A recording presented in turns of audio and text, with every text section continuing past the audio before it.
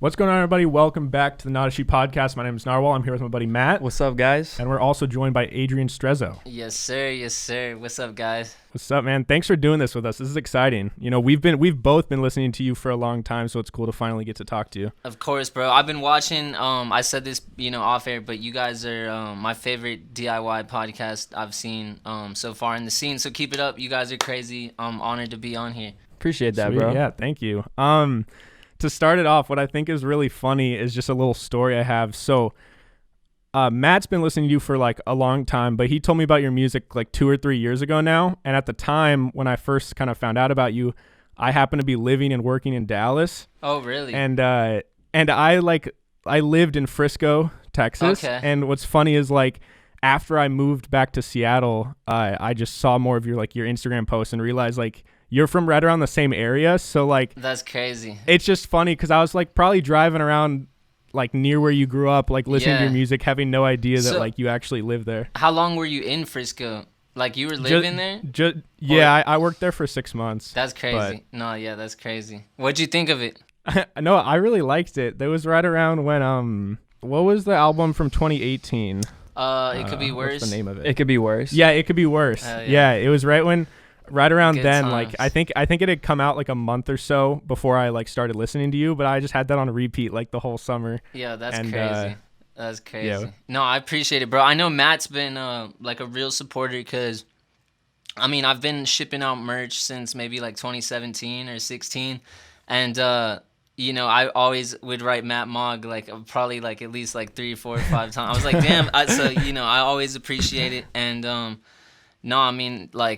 yeah, that's sick. That's sick. I appreciate you, Matt, for spreading the gospel, man. I appreciate it. Of course, bro. Yeah. Yeah, man. Is it? I wanted to ask you, like, are you at the point yet where, like, in Dallas you'll get recognized, or people will notice you from like your hometown, kind of like, oh, yo, you're Adrian, like? Yeah, you know what I'm saying? I have been.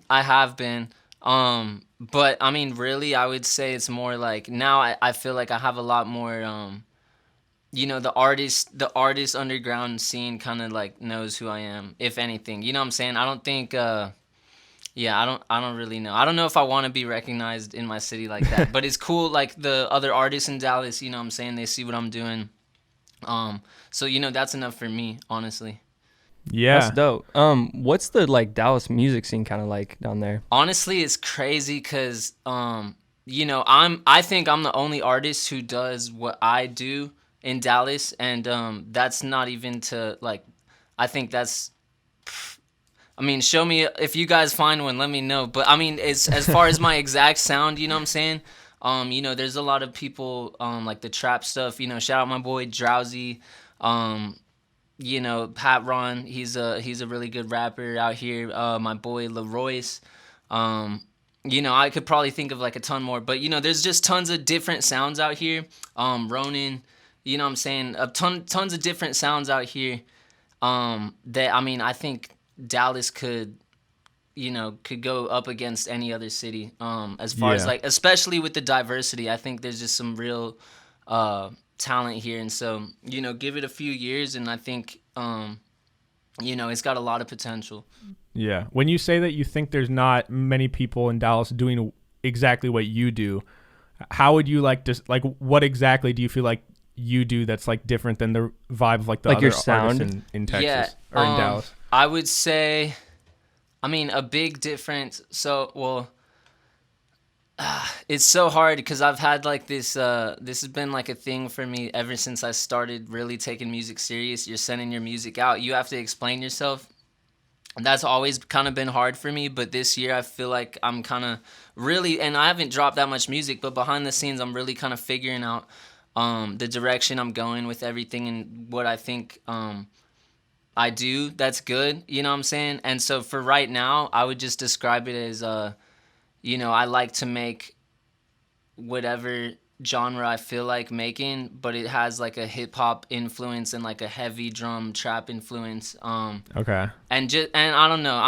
It's hard to explain only because I feel like as far as rappers, like rapping 16-bar verses, just that whole even, concept I feel like is fading away largely in just today's music landscape. And so I feel like I'm one of the few who's still like, I'll rap on a song and, I'll articulate, have like, rhyme words like hibernation, you know what I'm saying? Like, four syllable, Yeah. Instead of just like cat and hat. Like, I guess that's the best way I would lay the foundation for what I do. Yeah. 100%. Yeah. Do you feel this like, or we asked Levi last week if he feels that like wanting to be so diverse and do so many different styles, if it almost is like a hindrance in a way? Like, do you feel this urge where you feel like you have to have a label for like, this is my type of music and like, this is the lane that I'm going to try and grow a fan base for? Or do you feel like you can still be like experimental with your music? See, like I used to really feel that way and like probably way too much. I think at a young age, it's just really important to be careful who you let influence your business decisions as far as music goes. You know what I'm saying? You got to understand who you are as an artist, where you want to go, and sometimes that comes by trial and error. You know what I'm saying? I forgot what the question was. My bad. Could you say it again? Because I was like getting to it, but No, I was just asking if you feel like you have to kind of label yourself as something your genre, or if you feel like you can kind of do whatever you want. Right. Well, so what I was going to say is I feel like I used to feel that way a lot, and now I'm more getting to a point of I want to make whatever I want to hear, and I really could care 0% about what anybody thinks, because just the point in my life, I've seen so much. Like I've seen some really cool things happen in music, and I've also seen just the behind the scenes of it. So like at the end of the day, I'm like, whatever comes with this, I'm cool with. I'm down for the ride, but let me like stay true to myself, make stuff I think is cool, cause I want my grandkids to hear my music 100 years from now and be like, feel like they know, or feel like they discovered something and be, what I'm saying? Like I want them to feel like they know me a little bit.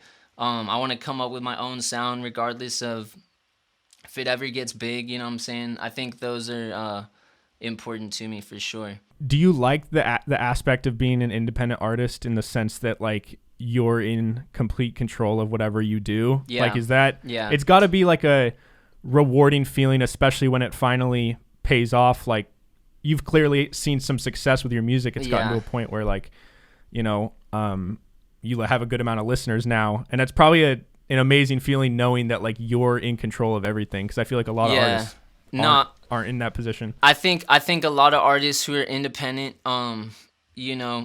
struggle with, thinking the grass is greener. But I think it goes true for anything. You know what I'm saying? Like the grass is always greener. You think, oh, they're with the label, they're getting this massive budget and everything's just chilling, and they walk in the studio and they got all the songs written for them, and you know what I'm saying? It's not like that. I mean, people get signed to labels and they're not allowed to drop music, or they get shelved. Like that's just a reality of the business, and because it is a business. So I kind of just feel like with the way my brain works, you know what I'm saying? If I feel an impulse, I want to take action as quick as possible. I don't want to go to somebody higher up. I don't want to have to show my song and get a budget approved by somebody who might not get what I'm going for. You know what I'm saying? And so I think being independent gives me the ability to know to carry out exactly my vision, and so that's important to me at this stage. Because I've done things my own consciousness, whatever. Went against. I did things that I felt like I felt hesitant about. Does that make sense? Yeah. So I've done some of those things and I've regretted them, and so I think being independent is just a blessing, really. And I encourage artists who are independent listening to this, wear that with pride. You know what I'm saying? It's cool to be independent. If you can get money yourself, I mean, what I do, I don't have an actual job. I'm doing this music stuff. I'm doing other things to supplement my income, but like you can do it too. And it's never good to accept the mindset that like other people have advantages, and so it's just you're screwed. You know what I'm saying? You gotta make something out of the cards you're dealt, no matter what. I wanted to ask, like, being an independent artist, how important has it been for you to like learn to produce, learn to engineer, and really like be self-sufficient doing Yeah. kind of everything. Honestly, it's the best thing I've ever done, and that doesn't mean I still don't get help. I've gotten help on even mixing before on recent songs. You help on production, all that. But I think it's good, especially once you are looking at your margins and you're trying to make money. Like, you're gonna give 50% to a producer. You want to take 100%. I mean, it's a pretty that's a pretty simple equation to me. Except there are some producers who do stuff I won't do, and so that's why I'll make sure to collab. But yeah, no, I mean I'm super glad I learned mixing, super glad I learned production, and I recommend it to every independent artist. At least get an idea of how those things work. Yeah. And you were talking about how being independent, you love that like you can carry out your vision for for your music, because the only one who really knows what you want to do creatively is you. You know what I'm saying? You're the only one who can see inside your brain. You're is the yourself. only one. You're the only one. And so that's the thing, is just really I think young artists, and not everybody comes out the womb good, you know what I'm saying? But I think a lot of young artists look too much to other people for advice, and it's just like, yo, you're the chosen one, like carry out your vision, and that's how new things come to the music industry anyway. It's somebody decided to do something different, and it caught fire. Yeah. And do you feel like, since you've developed this skill set of producing and like mixing and everything, do you feel like that's almost helped you carry out your vision more? Because if you work with a producer and you're trying to explain to him how you want it to sound, and like he kind of gets it, but then he plays something for you and it's not exactly what you envision in your head. Like, does that happen? I mean, I work with some really talented people, so that exact situation, not necessarily. My bad. Say it again. Say it one more time. My bad. No, I guess my question is... Oh, no, like, you know what? Like, so what I was thinking I was going to go somewhere with that. What I was going to say is people always come to me and they're like paying for a mix, and then they might want an edit on it. And some people are cool, to work with, and some people are like a hassle, and so they want all these edits. And I always think, damn, if I had a different engineer, I would be that dude who's a hassle with all the edits, because like I'm over here, I'm working on a song right now that I got to shoot a video for tomorrow, that like I've sent the final to like, 6 different times, so it happens. But I think it's good. I like the fact that I don't have to bother anybody to do that, Yeah. You're not relying on anyone either, which is like nice, because that if you want to finish this and put something out, it's up to you. And so I'm honestly trying to learn to make my own cover art for that same reason. And I'm sure, I might not be dope for a while. I might not use the cover art I'm even making, but I am making stuff. And so it's just one of those things, I think being self-sufficient is super dope. And if you can be good at as many things as you choose to put in the time to learn, you know what I'm saying? Yeah. Hey, I mean, pretty soon maybe you'll start editing your own videos or shooting your own music videos. Hey, I've thought about it. I've really thought about it. Luckily, right now I'm working with my boy Trey Summers. He came in the picture this year and was just like, I want to help, and so that's my guy. You know what I'm saying? I'm riding with him. He's been kind of helping me craft my image and all that stuff. But definitely on the checklist for one day, like I want to come up with my own, what do you call it, treatment for sure, Yeah, well, that was actually one of our questions we want to talk to you about. Like, how many music videos? 3 with is his name Trey Summers? Yeah, Trey Summers. I think we've dropped like 3 or 4 this year, maybe 4. So that's like, I think before this year, I don't think I even dropped 4 music videos in my life. So that's just been something cool. It's just the beginning. I really look at this place in my career is so early, because I think right now I never had visuals till 2020. You feel me? Now I got visuals. So I'm just thinking, give me a few years, I'm gonna build up this YouTube. I'm gonna put all these music videos out. So when new fans discover my music, it's like on the TV, you just scroll through 20 songs, watch all the videos. So that's how I'm thinking, you know what I'm saying? That's long term. It'll take a while to build up, but you know, shout out Trey Summers for, you know, getting me right. Yeah.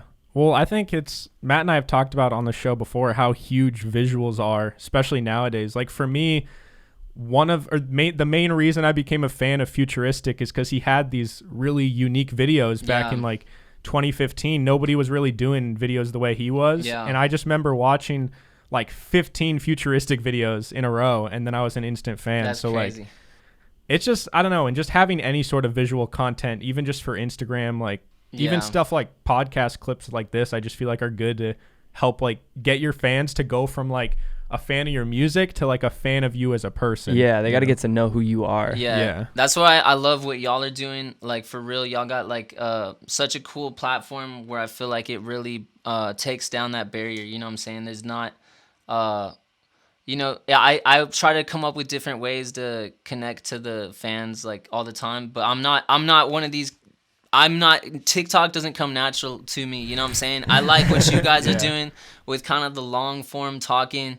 I've even thought about Twitch streaming to find like a platform to just talk longer, because I feel like, you know, I'm way more interesting on stuff like this than, you know, TikTok, I feel like. 100%, yeah. Yeah, no, I mean, people have an urge for this long form content. Yeah. Like, that's me. Like, That's me. That's what I listen to. I listen to podcasts more than I listen to music.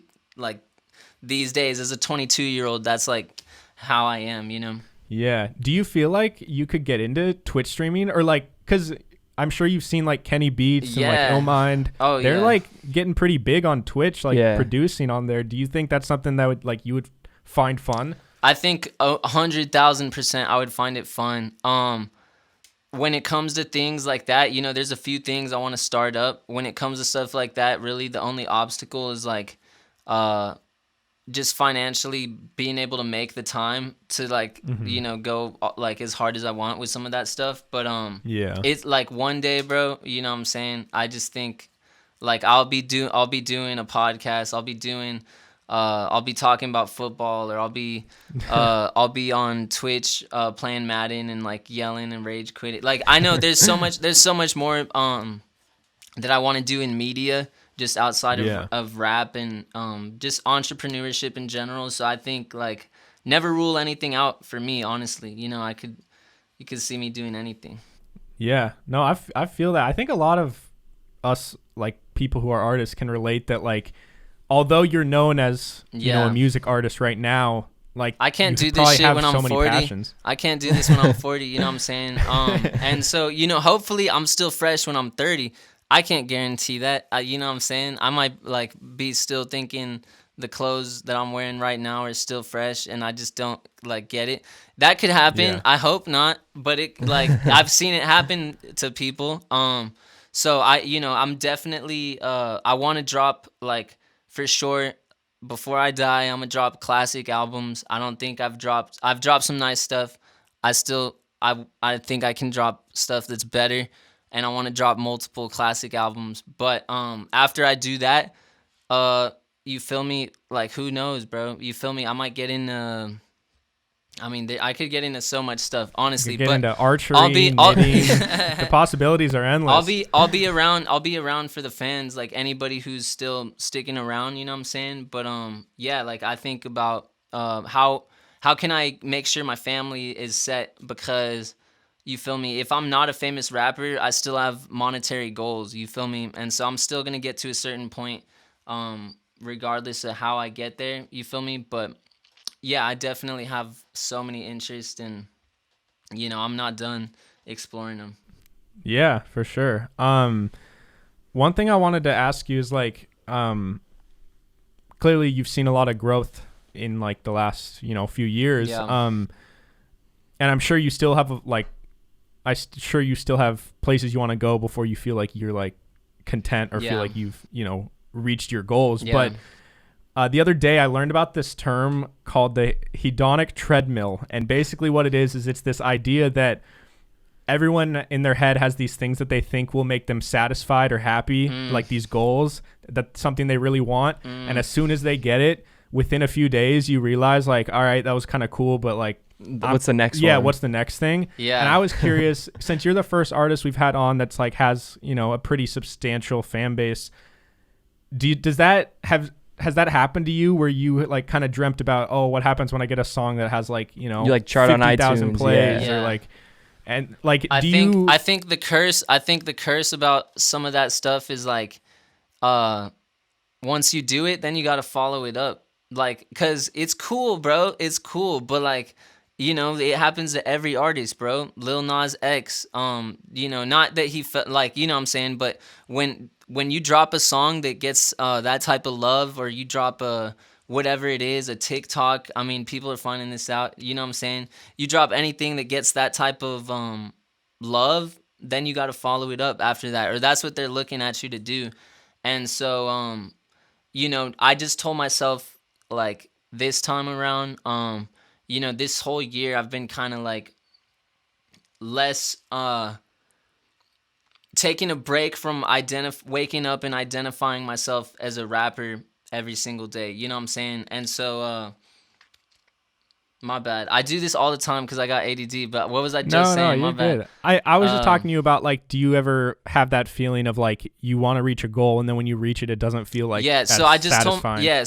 told myself this time around, like, when I'm doing good and stuff, I'm not gonna be stressing about following up or whatever. I'm just gonna enjoy it and you know, soak it in, because you know, you never know how long this shit lasts. That's just the facts. And that should not discourage anybody from going for it. You know what I'm saying? But it's just the facts. You don't know how long that moment of when, you don't know when your peak is, and you don't know when that moment is. So I think the best thing that I did was just tell myself, all right, I'm gonna enjoy it, you know, from now. If I ever get to do another, you know, these tours, or if I ever get to do, you know, drop in these songs and it hits a certain amount of views or plays or whatever, it's like, enjoy it, soak it up, appreciate it for what it is. Because at the end of the day, bro, so many people want to do this, and not everybody not everybody sees success, and it's not always something you can do about it. So you just gotta, if you get love, appreciate it for what it is, no matter who you are.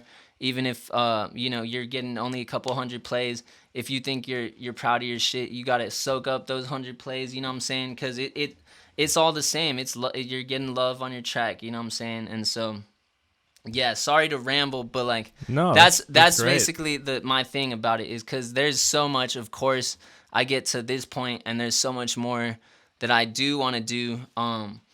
But you know, it's just important for sure, I think, to enjoy it. And that doesn't mean you're like waking up and not going to the studio and shit, but it's just like, when you get that love, to really not take it for granted, you know?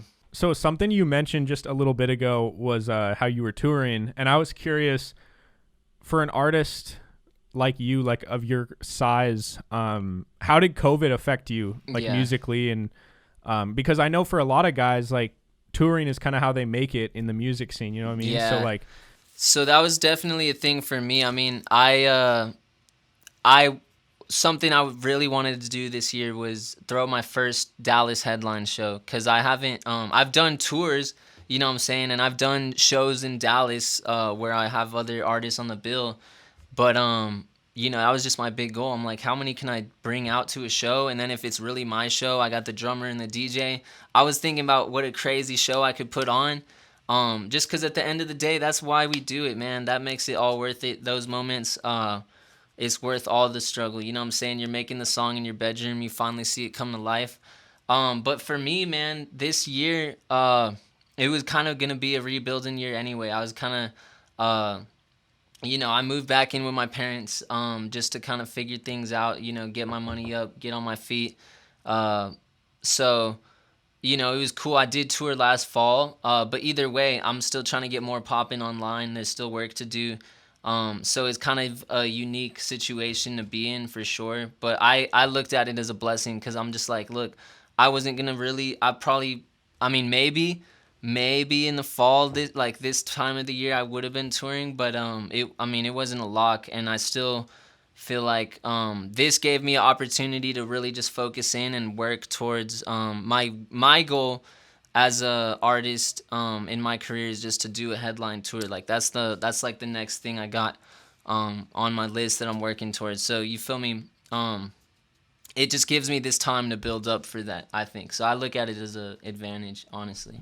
Yeah, I know. I wonder how many artists COVID actually benefited in a way, because it almost forces you, like, listen, I can't go out. There's a lot of things I can't do, and if I'm gonna be at home, like, it's gonna force you to like learn new skills or just make something. I made like hella songs when it first happened, and it's the same reason I discovered DoorDash, which is a blessing too. The reason I'm really able to now like confidently be doing this full time. It was all because of COVID, you know what I'm saying? And I made like 4 songs in a week or something, which, you know, now I know how to do that, but like that at that specific time, it was just like, what in the world? Like I haven't written like this since high school. And then, yeah, man, I mean, I think if you're a hustler, like this situation brought it out of you in some way for sure. Yeah. Do you feel like you said how you at the beginning of COVID wrote more than you had since like high school? Yeah. Do you feel like creatively, do you go in waves where certain times you're just really feeling it musically and you just like everything's 100%. going well, and then are there other times where you just like can't make a song to like 100%. for your like if your life's on the line? 100%. But you know what I realized was a big issue is for me, and this is not usually most people's issue, but for me it was that I had too much time just to make music or just to mix or whatever it is, and I wasn't doing shit else. And so regardless, bro, honestly, if I was making 80 racks a year, I still might be DoorDashing, just off the fact that it gives me an outlet to like change the scenery, you know, being in front of dude. Like because now that I'm more busy, I come to the studio, I got an hour and a half, 2 hours to write a verse or a song, and you just gotta go, man. You know what I'm saying? And so you have more pent up if you're busier. That's what I've noticed. So it's finding a balance, you know. That's so important. I 100%. I could not agree more. I think that's a huge thing. I think for anyone who I think gets to a point where they can do something creatively full time, because like I don't make music, but I'm a videographer and editor. Yeah. And just for me, I feel the same way, where if all I'm doing is this one thing and I'm just sitting inside not doing shit, like you lose the all sense of urgency and motivation. And I think there is something about like having something else on your calendar that you know you have to work around. It almost like you become more productive the busier you are sometimes. Definitely. Exactly. Because you force yourself to have deadlines. You know what I'm saying? It's like, hey, today I need to make sure the mix edits are done on this song because tomorrow I'm going to have X, Y, and Z and I need to do this. So, I mean, anybody out there, like, I mean, if you're a kid watching this and you make music, I think if there's any message that you can get from watching this whole podcast is just, if you think the grass is greener, now is the time to kill that mindset and to work with the pieces you got, because I'm just like, there's so many people getting it, and hopefully I could be an example of like, you know, somebody who found a way with the pieces I had, you know, and I want to encourage everybody else to do the same, you know. Yeah, that's awesome, man. Well, you know, speaking of quarantine and just like how you've been making so much music, you had a single with Justin Stone drop the other day. Yes, sir. But we also wanted to talk to you because we've seen on Twitter and stuff, you and Justin have been talking a lot about, you guys have been working together on some stuff, and we wanted to talk to you about what you guys have been putting together. Yes, sir. Yeah, so me and Justin, we've been boys for like a good minute now, probably since like 2016, like just slowly building that friendship. And so, you know, after last year on tour, one of our favorite cities on the whole tour was Denver. And so we kind of joked about, hey, we should go back to Denver and like get the same hotel and, you know, like make songs or whatever, do the same stuff we did last time.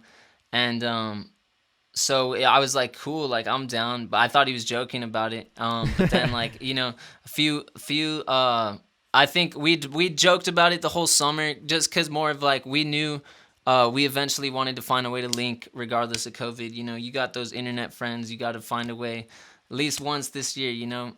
Yeah. So he's one of those friends for me, and he just hit me. He's like, "Yo, I got the Southwest points. You want to do Denver tomorrow?" And I'm like, sure. And so I went out there, and literally I was there for like the evening, and then a day, and then I think I left the next evening or something like that. So it was super quick, and we made 8 songs. Oh my I think gosh. we'll drop 7 of them. So, yeah, it'll be cool. It got me out of just working with Justin.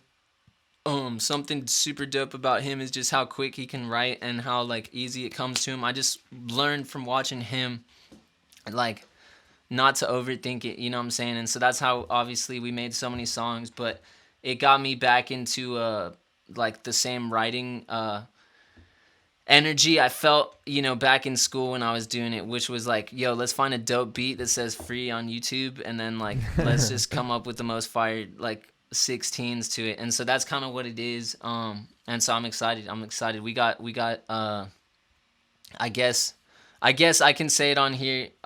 This like formal announcement. But yeah, we got the project coming in 2 weeks from tomorrow. So Wow. that'll be That's so awesome. tomorrow is I don't know. Y'all could tell them. I don't know because someone's calling me. Yeah, tomorrow is the 23rd. So in And this 2 comes out weeks. on Monday. Okay, bet. So if So tomorrow's it's coming the out on 23rd, November 6th. You said it, not me. I just did You the feel math. me? here. Hey, Hey, you feel me? cool. Well, wait.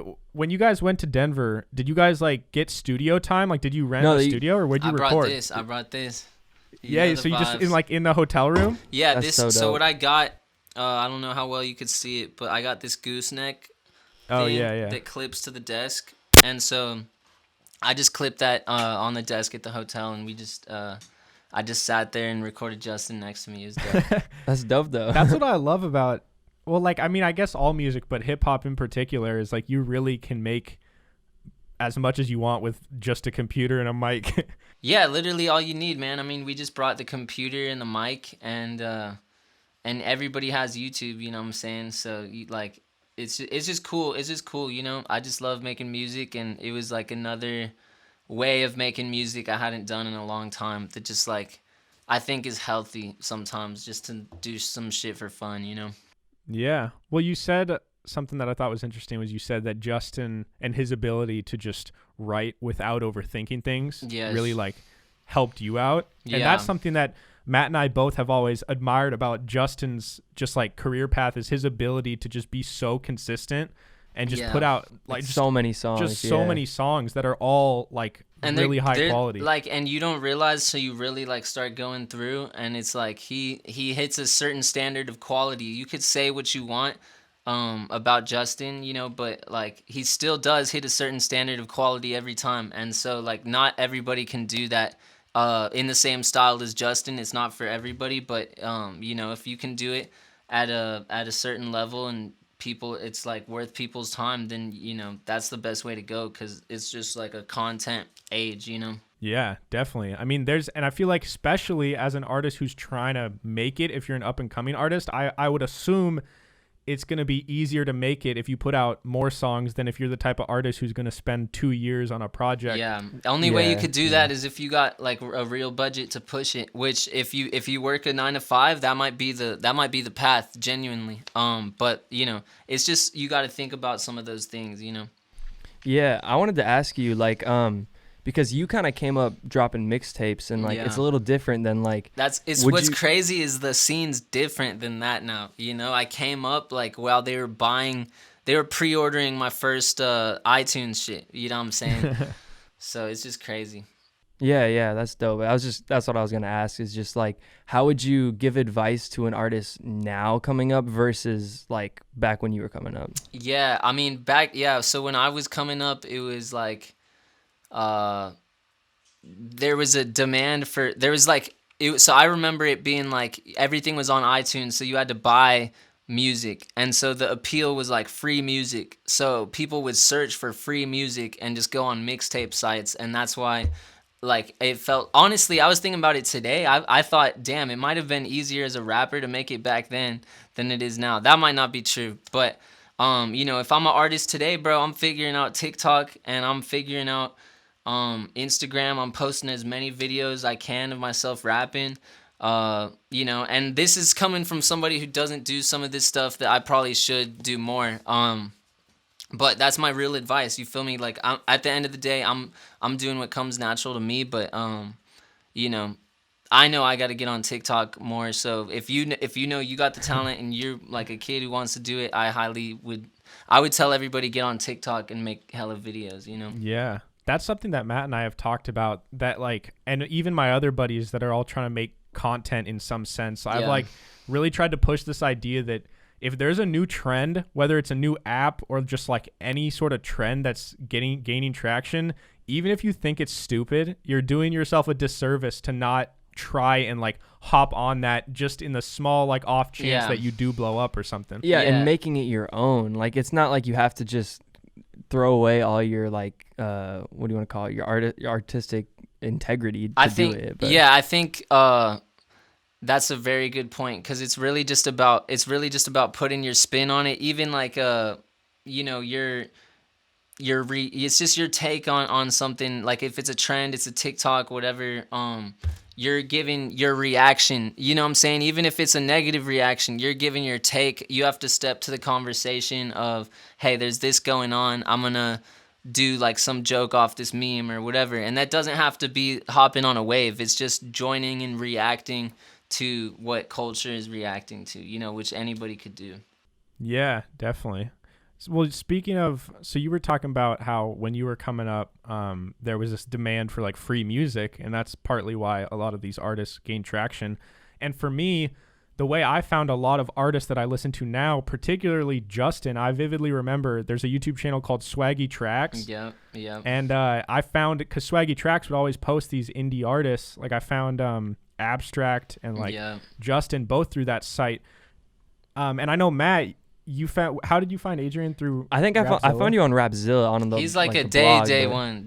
He knows. Yeah. He knows. So like, how much credit as an artist do you feel like you and like these other guys that have got big through blogs and YouTube channel and just like social media, like, do you feel like those channels like are a big part of like how and why you guys gain traction? 100%. I mean, and Matt even mentions Rapzilla, and like I don't really talk about that portion of my career, too much, just because I'm still trying to figure everything out as a kid. But the fact is, bro, without Rapzilla, Matt doesn't know who I am. I'm not sitting here.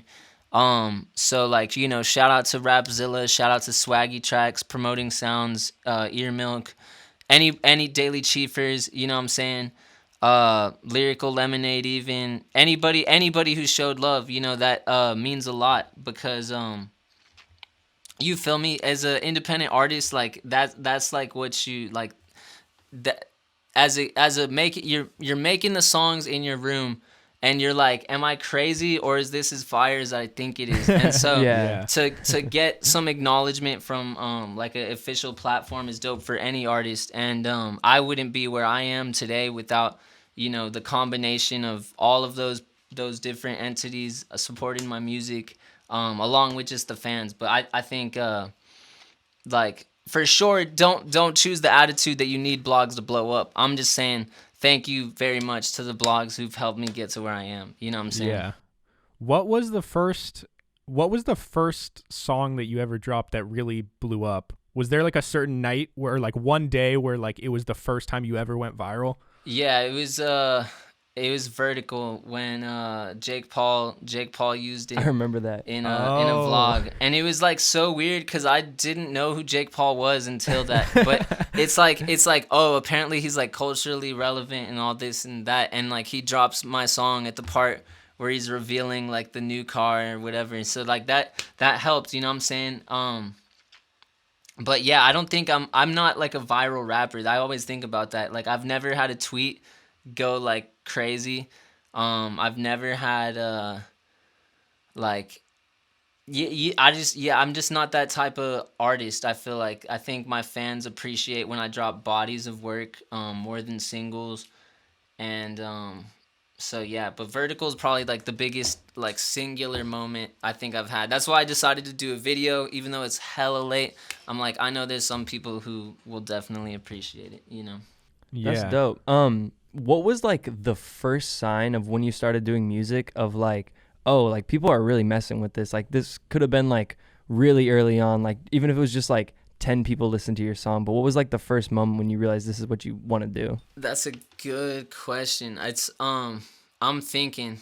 I mean, because I just know I made music for so long, and it felt like I was never really getting love, and like people around me were getting were like making plays and stuff like that. I feel like my first few years of rapping, I was still hearing myself on the mic and being like, I don't know if I got it, like, to really make it with this. And so that was really a thing in my head for years to like kids watching is I was wondering, am I even good enough to make it?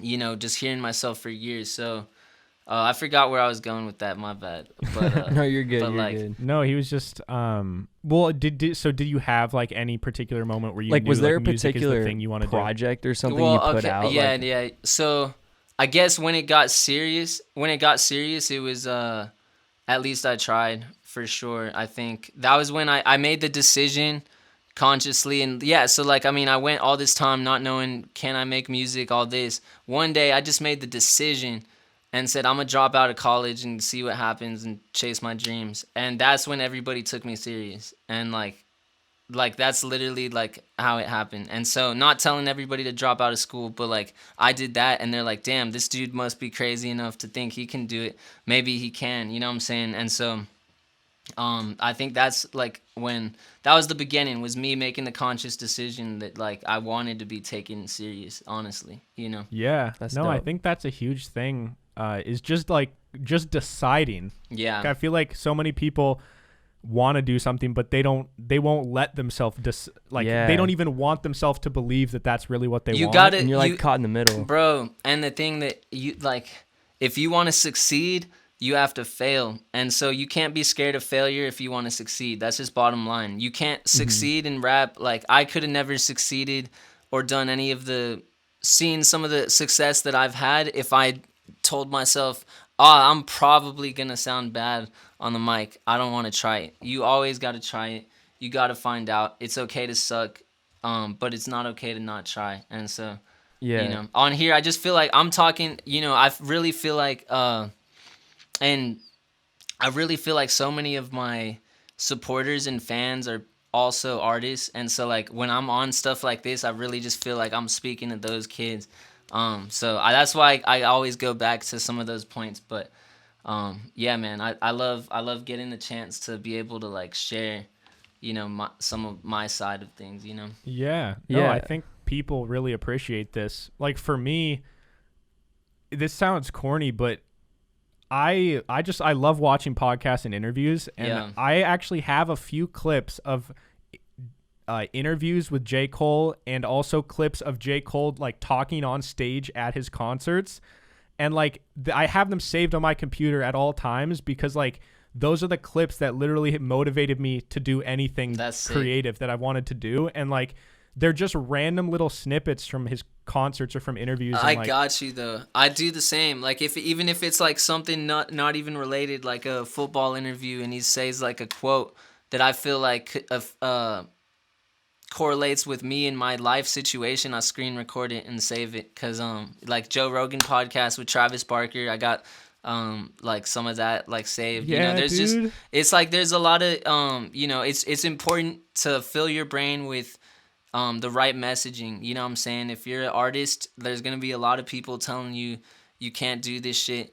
You know what I'm saying? You gotta put in that self-belief, you know, find whatever it is that motivates you and like hold it close, you know? Yeah. Yeah. I remember something you said a while back that always kind of stuck with me, is like, it was around the time of At Least I Tried, and when you dropped out, and you said like, how can I expect to put in less work than my favorite artists and expect to have anywhere near the results they have? Like, I got to be working way harder than they are to And just some of these reach dudes the be level I going need to. hard, bro. And some of these dudes be going hard, bro. And so, you know, even that's still true to me now. You know, I don't probably put in the same work specifically on music. I'm spread kind of thin. But like, you know what I'm saying? That's the facts. If I'm dropping a song a week, I think it would be a different result than what it is now. And so that's just the facts. I might choose to do that one day. I might decide it's not for the benefit of my music, but it's just the facts. Like, you know, if you put in the work, you're gonna reap what you sow in some way. It might not be what you think it's gonna be, but you're gonna see something, you know. Yeah. No, and there's a lot of people that honestly like they work kind of hard, but then they'll complain like, "Oh, like I'm demotivated because I'm not seeing this like this growth that I want." Here's the thing, and it sucks because you can put in as much work as anybody and still not make it in rap. But the fact of the matter is, you're just not entitled to make it in this shit. Like, that's just not how it works. And some people get lucky, but that doesn't make the lucky people a bad person. So if you're just hating on everybody else, like, you look bitter, you know what I'm saying? And so I think it's just important to, like I said, appreciate when you get love, make the most of your situation, you feel me, and remember why you started, which is it's fun, you feel me, and enjoy that shit. Yeah. Well, and relating to that, something you were saying earlier is like, well, you were saying how no one's entitled to make it, even if there could be an artist that makes amazing music and maybe they have like, you know, 1,000 listeners or something, but oh shoot, where was I going with that? Oh, I had such a good connection. Wait, hold on. Okay. So you were saying how there was a time when you kind of had like self-doubt, like you didn't know if you sounded good or if is what I'm making even good if people aren't finding it or aren't liking it. And I think there is some truth to the fact that like someone could make an amazing song and someone could make a way worse song, and the person who made the way worse song could still get way more love. And that doesn't mean that your piece of art is worse. It just means that people like haven't found it, or like the people who it's for haven't found it yet. Yeah, exactly. And that's okay. And that's why, and that the thing is that could last for years. And so that's why I preach it's so important. Be confident in what you do that's different from everybody else and stick to that shit, you know? Because, I mean, Lizzo, you know what I'm saying? It happens. I don't know the full story, but my understanding is like she was grinding for a long ass time and then it finally, you know, kind of happened for her. So, you know, it happens. Sometimes people need to, the truth is people really just want to see a little bit of traction before they show love half the time. And so it's nobody really wants to be the first one to show love. And so sometimes that just might be the case. So, you know, just keep pushing and eventually, you know, it happens. Yeah, for sure. One thing that we talked to Levi about last week that I feel like was just an interesting question for you as well. Do you feel like you've seen your audience or just the people who connect with your music shift as your sound has shifted over the years? Because you've definitely like changed a lot as an artist. Yeah, I think it's kind of hard to put my finger on, to be honest, because, you know, we've had the conversation about, you know, finding my sound. That also, you know, has to do with the artists I collaborate with too.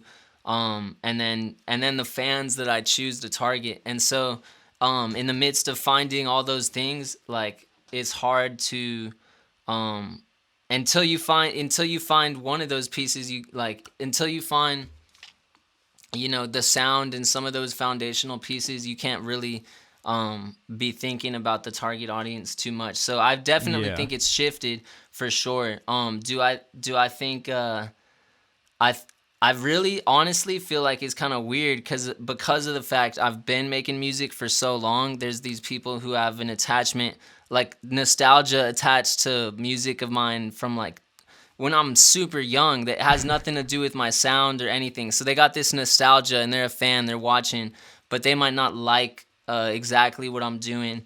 And then there's the group of people who might have found me from Swaggy Tracks or whatever. They might be expecting a type of sound, you know, same promoting sound. So at the end of the day, I just had this, you know, decision really this year that it was just like, I'm going to make shit that I think is cool and maybe even I might drop some shit that's like I don't know if it's cool, but I'm like more experimenting. But what I realize is it's my job to make stuff, and it's everybody else's job to like talk about it and like talk shit and like have their opinions or whatever. But at the end of the day, like for me, that's just what I want to do. Yeah, definitely.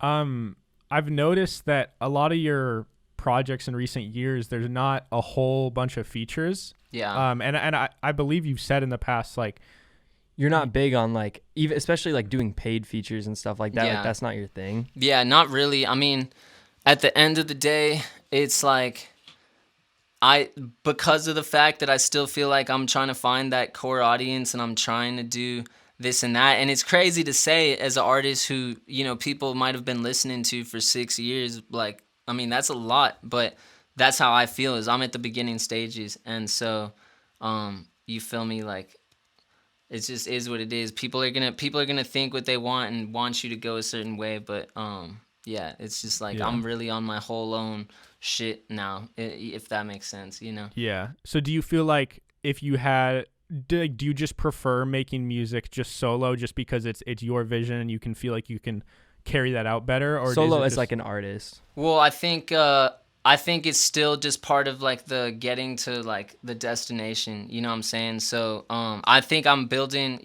I'm working with artists that are like close friends with me, and that's more now like I think that's a vibe just because I care less about what people think, you know what I'm saying? But it is part of also like, okay, do I want to, like, if I'm trying to be an R&B singer, am I gonna go hop on a hood song? You know what I'm saying? And so things like that, because I mean I could definitely go the pop direction and shit like that, but I also like want to make bangers, and so it's like just finding where do I belong in this weird ass like industry, because it's really like some high school shit. That's why like I said, I just care less about what people think, and I'm like, not doing features is kind of like conducive to that vibe, but so is like doing them with my friends. It just really is whatever I feel, you know what I'm saying, at the end of the day. I thought it was cool that you said that, your job is to make the music and make the art, and it's everyone else's job to like have an opinion on it, you know? Yeah, that's like a hard realization to come to also, but like I think that's how I'm trying to operate, Yeah. Well, like so I listened to this one podcast called The Basement Yard that's like pretty popular, and they had this kind of like video where he was basically explaining like, listen, our fan base is growing, and you guys, I know that as fans you guys want certain things and expect certain things, but the reality is that we don't owe you anything. Like, we're making this content because we want to, and if you guys like it, you like it. If you don't like it, you just don't have to watch. That's facts, like, bro. It's I feel like that's the same with music. Yeah, and what sucks is like people do get attached to those certain things, and they'll curse you out because you aren't who they want you to be, and it's like, what did I do?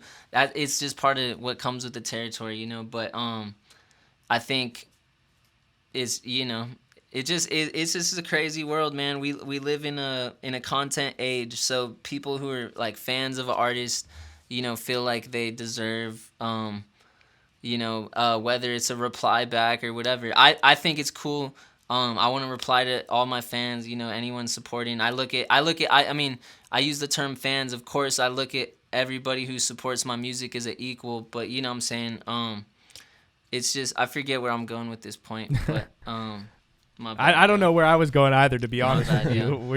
yeah. We're just shooting the shit. We're just shooting the shit. But y'all know the vibes. So like moving forward into 2021, what are your kind of hopes and goals moving forward? What direction are you trying to take things, and where do you see yourself going or hoping to be in like a year or 2 years from now? Honestly, I think right now I've been just thinking about the fact that when I was a 12-year-old kid or 13 or whenever I got into this stuff, I'm kind of actualizing what I wanted to do as a kid. Now I'm mixing for some of my favorite artists. I'm still able to drop music and get like a pretty good amount of streams for, somebody just like the rest of y'all watching this, you know what I'm saying? So I feel like I'm really kind of like at this point where it's like, wow, this is cool. Like this is kind of like who I became in a way. Not like I'm fully done growing, but as a kid, like getting to this point at 22, it means a lot, and I'm grateful for it. From here, I just want to expand, mix. Like I want the artists who I'm mixing for right now to blow up and be, bigger artists than me or just as big, whatever. But I want to be able to help push people to like the fullest, potential, and I want to be a part of helping other artists' careers. So that's a big thing for me. Then 2 is just like getting together like another body of work. I'm working on that musically, and then so yeah, I don't know. I think there's for sure music coming from me solo this year.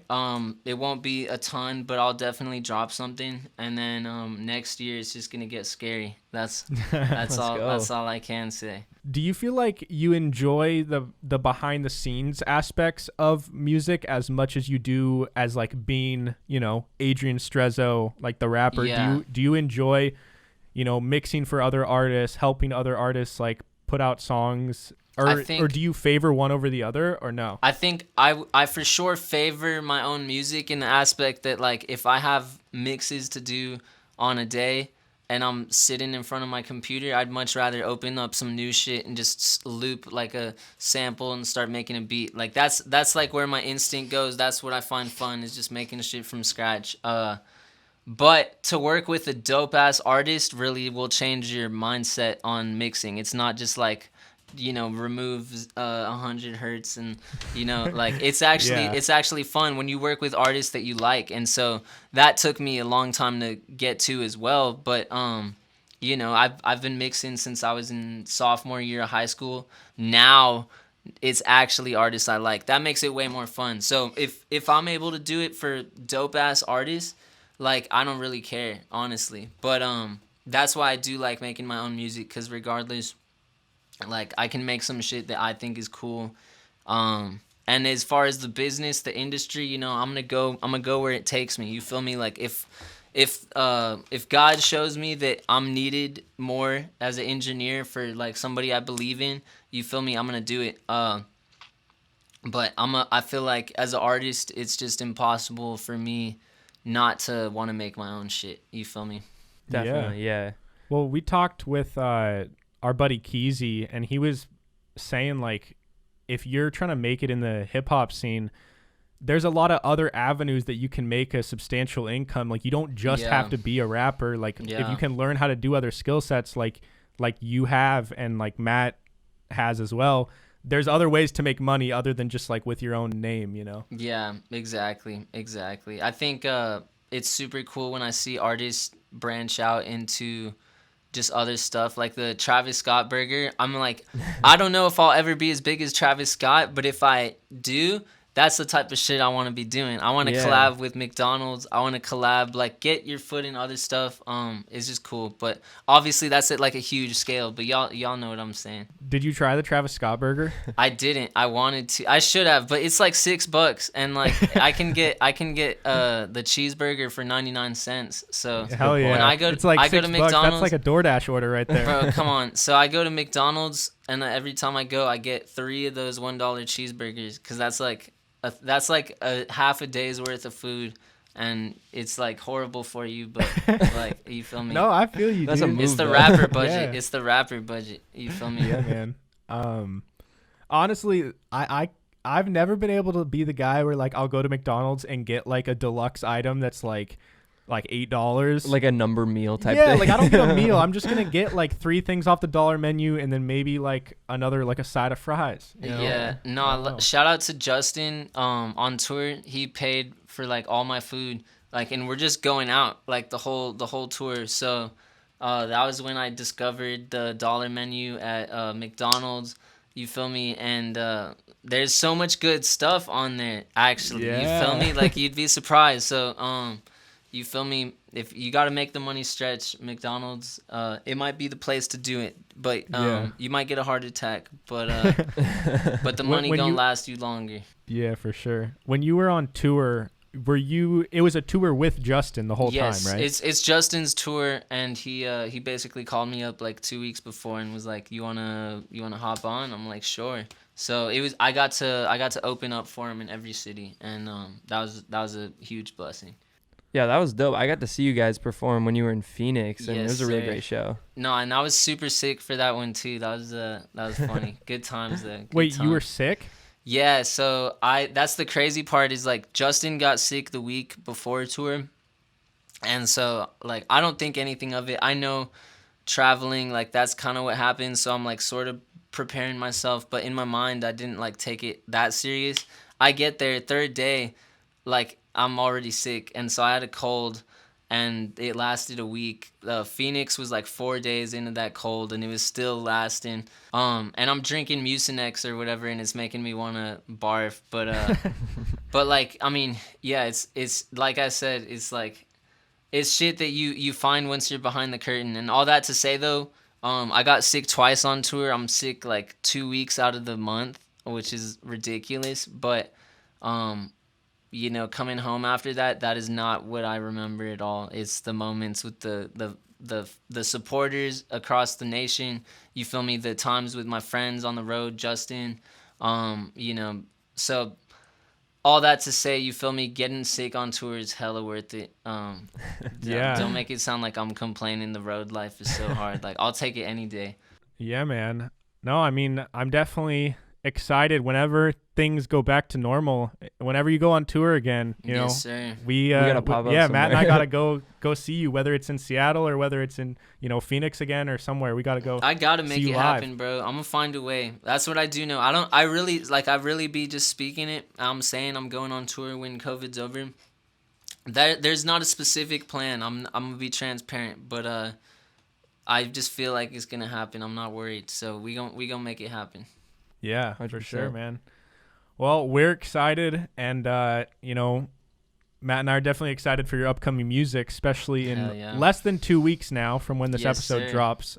So, you know, thanks again for talking with us for course. about an hour now. This has been like probably the most fun conversation we've had so far. This Yeah, could be definitely. the best podcast I've ever done. I don't know. I don't know how many I've done. This might be the best. So Let's go. I can't wait to watch it back. I hope I didn't say anything stupid.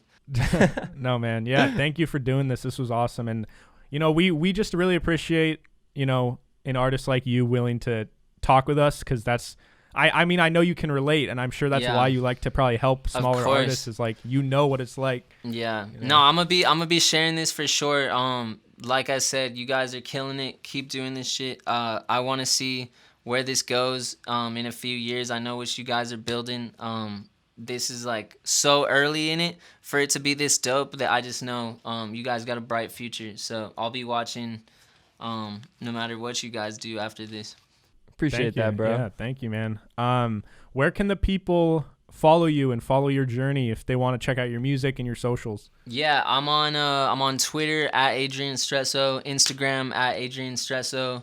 You can follow me on TikTok. I will be posting more often. You could follow me on Spotify. You could add me on Snapchat. I probably will leave you on red, but you can still add me. Let's see. I think that's it. Oh yeah, and if you rock with the Oculus Quest, add me Strizzy214. I just copped one. Whoa, is that's the new VR one? Bro, it's so fire. That's Dude, dope. I haven't Fire. tried it. I tried the old Oculus and did like Beat Saber and stuff like a couple years ago. It's the best thing that happened in 2020. What do you play on it? What's like the go-to? There's this thing called Echo VR. You're basically like in this VR world or whatever, and you use your thrusters and you float up, catch the disc, and you like throw it in the goal, and there's other players and you hear them when they fly up close to you. It's just some Dang, dude. like next level. Once you use it, you're gonna like I'm excited. Y'all, I gotta try don't it even out. get me started. I've been ranting to every one of my friends about it for the last week, so That's mad funny. it's Sweet, sick. man. Cool. Well, guys, yeah, definitely go follow Adrian. You know, like he said, his project with Justin is coming out. From my calculations, it should be coming out November 6th. But we'll see. So, thanks again, Adrian. Guys, there's new episodes of this show every single Monday. If you guys could go leave a review on the Apple Podcast app, it helps us grow the show, and we're trying to get to like 100 reviews. Just rate us 5 stars and literally write anything. It helps us out. But yeah, and then if you guys have any other artists you want to see on the show, definitely leave it in the comments or message us on Instagram at NAS Podcast. And yeah, Matt, where can they follow you? You can follow me on Instagram, Twitter, and TikTok at the Matt Mogg. That's MATTMOGG. Yep, you guys can follow me at Hey Narwhal on Instagram, Twitter, and TikTok. And yeah, thanks again, Adrian. Gang. Hey, appreciate you guys having me. Yeah, of course, man, bro. for sure. See you guys next time. Peace.